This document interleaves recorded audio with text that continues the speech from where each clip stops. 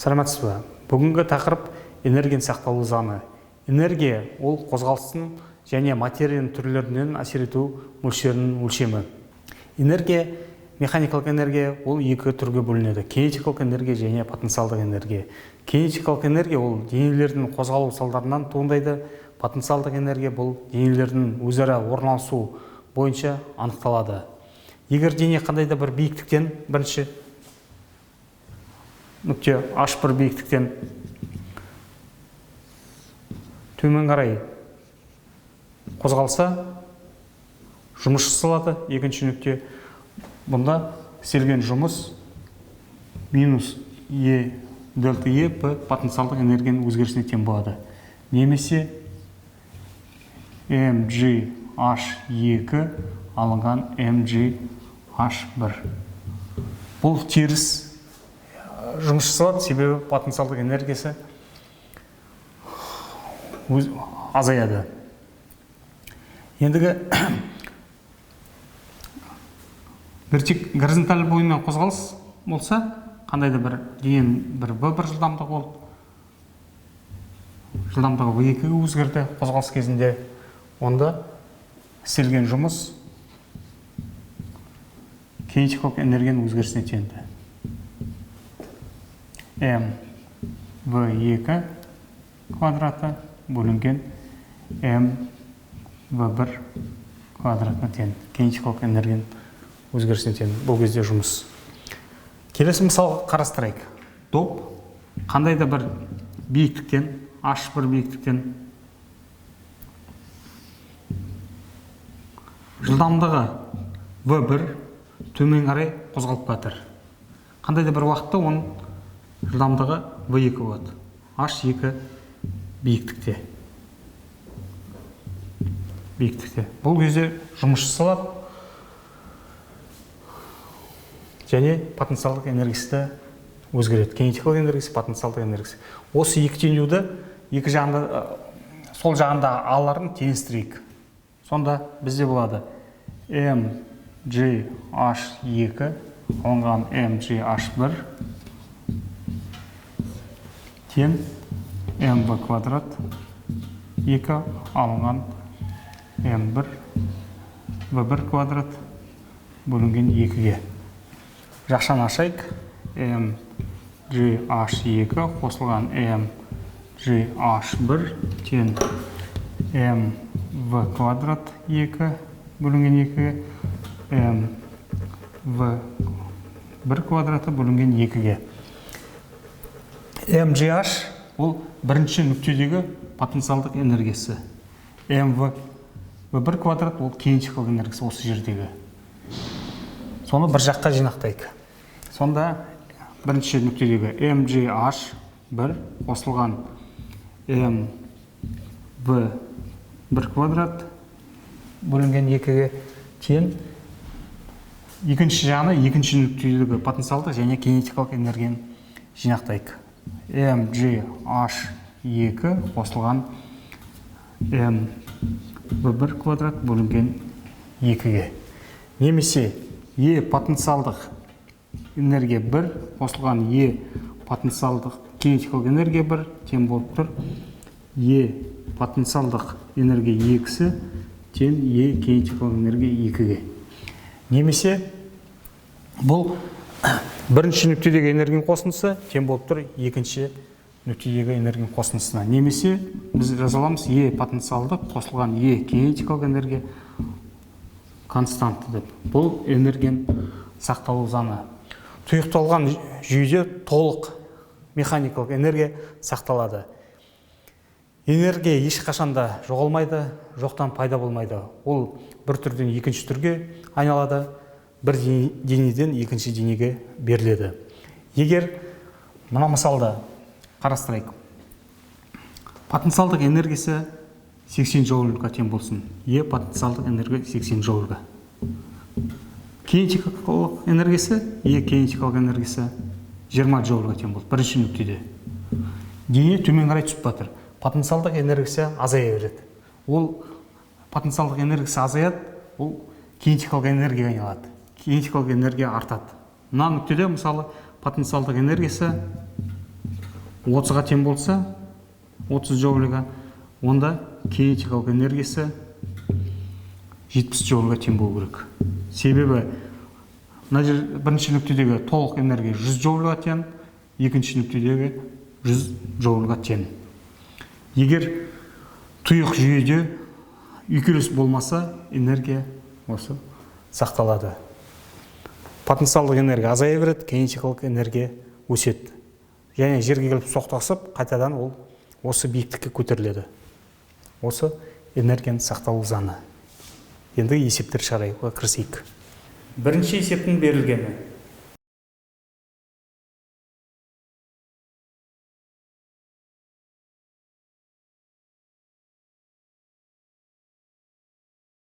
Осы есептің шешу жолын қарастырайық. Бұл есепте H биіктіктен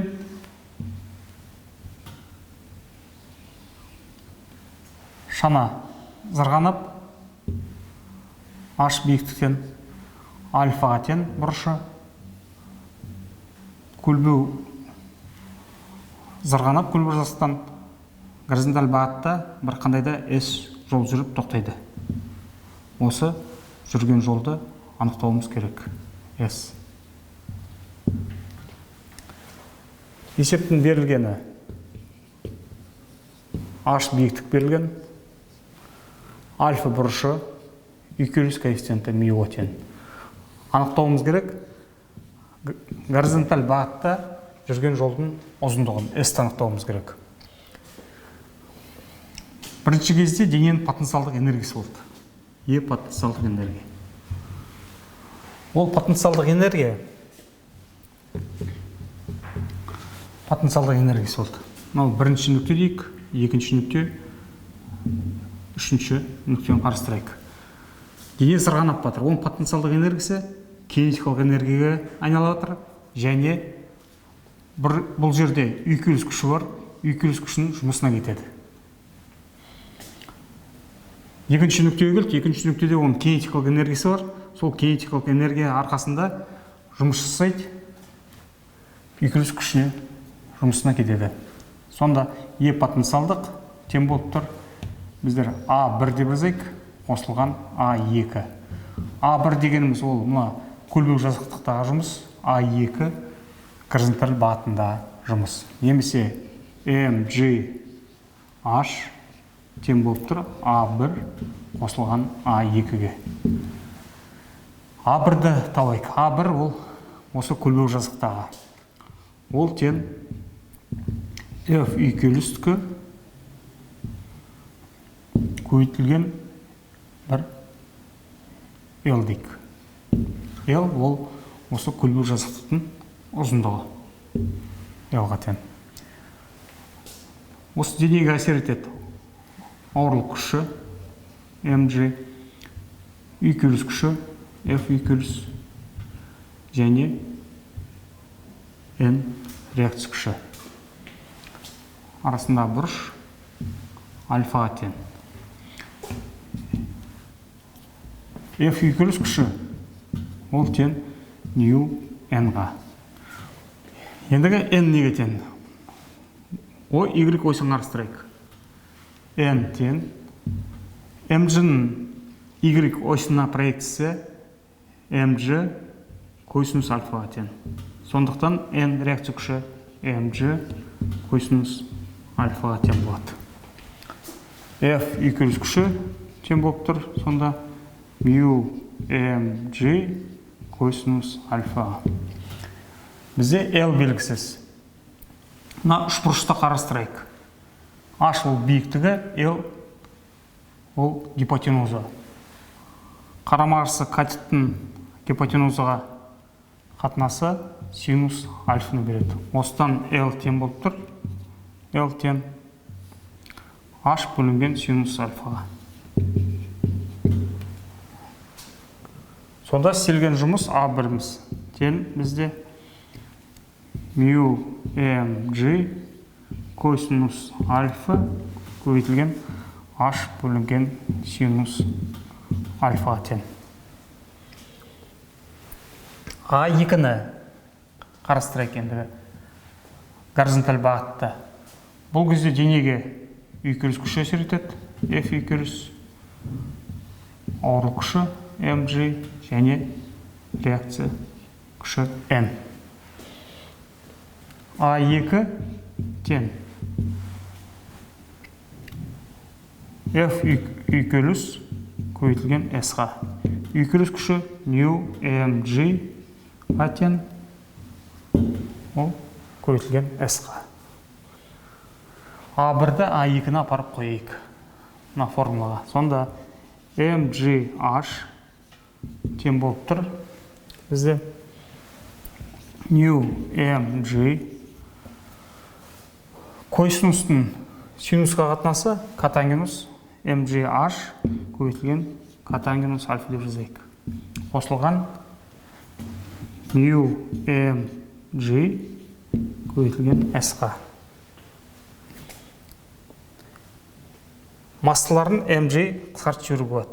mg қысқарып кетеді. Сонда h алынған h тангенус котангенус альфа тең болып тұр mu s-ға. Осыдан s-тен h-ты жақшының сыртына шығарып жібереміз. Бір алынған котангенус альфа бөлінген мюға. Горизонталь бағытында жүрген жол осы формуламен анықталады. Екінші есептің берілгені.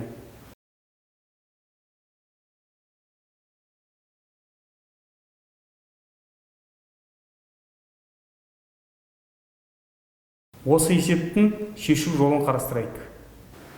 Келесі есеп қарастырайық.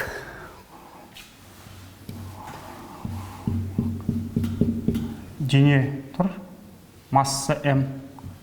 Осы денеге оқ ұшып келіп, бір жылдамдықпен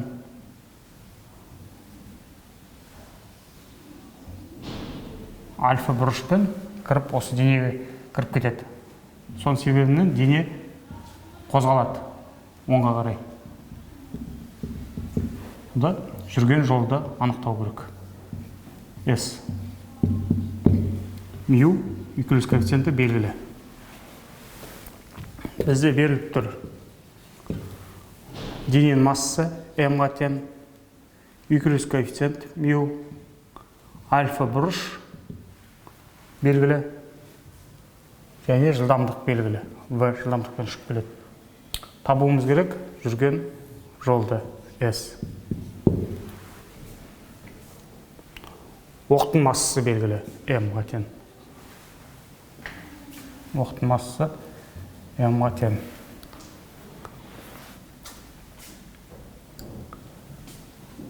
Дене келіп, оқ келіп соқтықсады денемен. Импульсын заңын, сақталу заңын қолданамыз.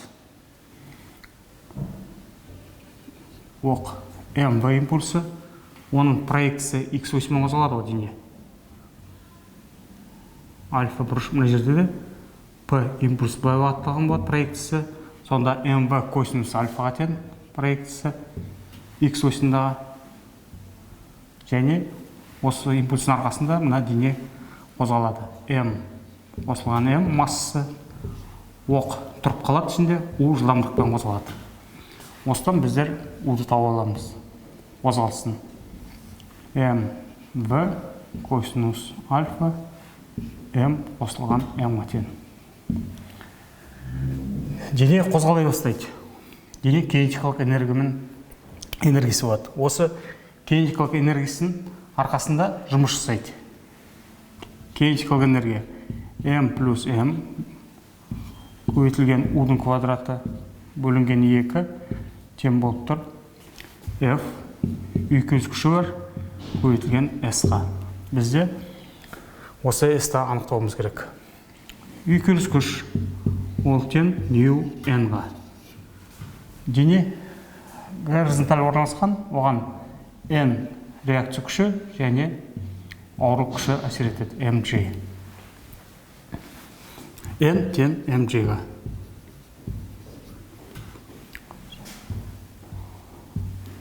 Осыдан F үйкеліс күш тең болып тұр. Нью М. Онда реакция күші М плюс М көбейтілген G-ға. Сонда үйкеліс күші тең болып тұр. Массаларының қосындысы көбейтілген G-ға.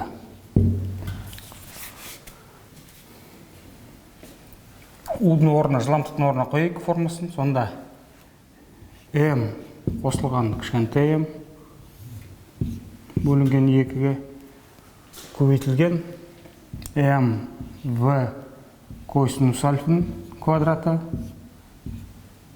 көбейтілген М кішкентай М-нің квадраты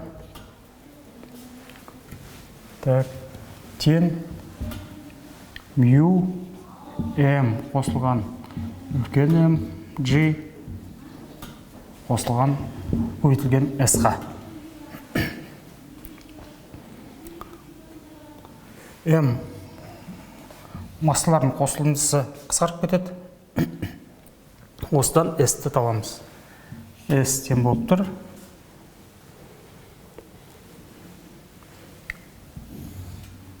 М В косинус альфаның квадраты бөлінген 2 мю G бөлінген М массалардың қосындысының квадратына тең. Сонда жүрген жолды осы формуламен анықтаймыз. Осы есепте.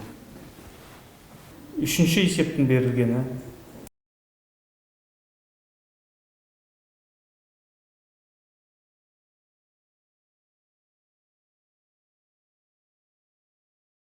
Осы есептің шешу жолын қарастырайық. Осы есепте куб берілген.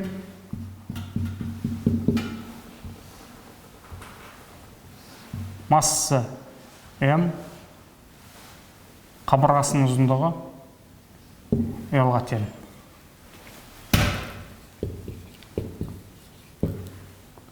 Массасы М, қабырғасының ұзындығы L. Осы кубты айналдыру үшін келесі бетке істелетін жұмысты анықтауымыз керек. Дене жазықтықтың бетінде тұр. Центр массасы центрінде орналасқан, оған қорғыл күш әсер етеді mg. Енді істелетін жұмысты табайық.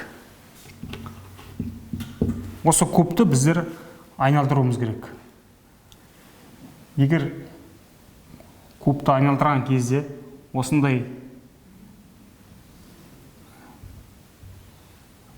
осылай кезге апарып жеріп қалсақ, куб өзі айнала қояды. Енді центр массасы осы жерде орналасқан, келесі екінші суретте. Біріншімен салыстырғанда екіншісі центр массасы биік орналасқан. Айтқанда осы биіктікке біздер көтеруіміз керек. Сонда дененің потенциалдық энергиясы өседі, сондай жұмыс жасауымыз керек. Сонда А тең болып тұр mg h-ға. Осы h-ты табайық. Мынау диагональ дейік.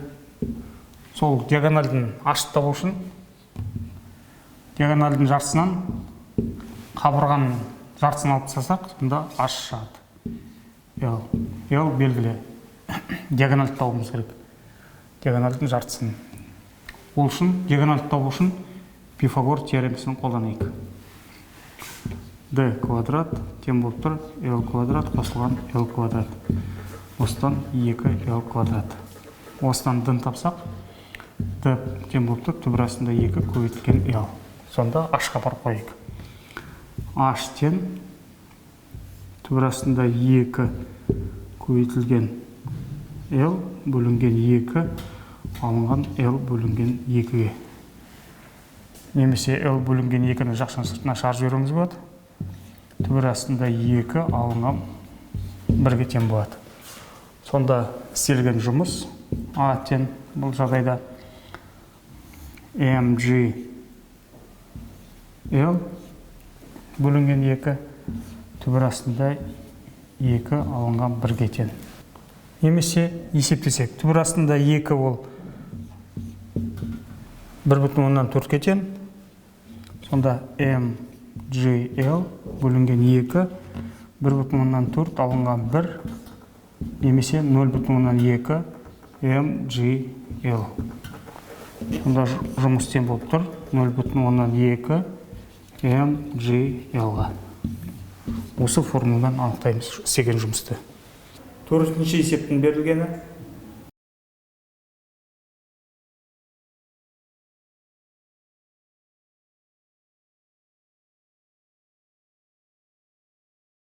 Осы есептің шешу жолын қарастырайық. Бұл есепте шар ілінген. Шар массасы М. Осы шарға оқ ұшып келеді, тиеді. Массасы М В жылдамдықпен. Ол бір альфа бұрышпен ұшып келіп соғылады.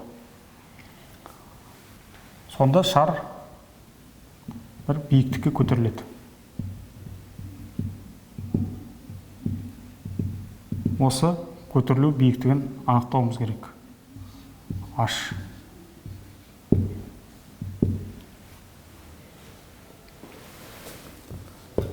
Бізде беріліп тұр шардың массасы, оқтың массасы, жылдамдығы альфа берілген. Табуымыз керек H көтерілу биіктігін.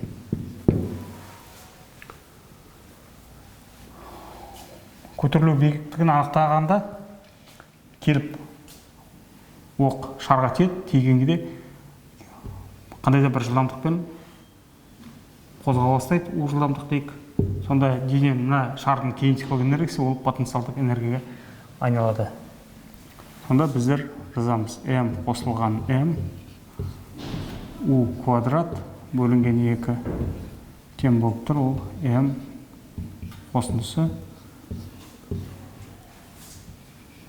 G H-ға көтерілу биіктігіне. Ендігі жылдамдықты анықтауымыз керек. Жылдамдықты импульстің сақталу заңымен анықтаймыз.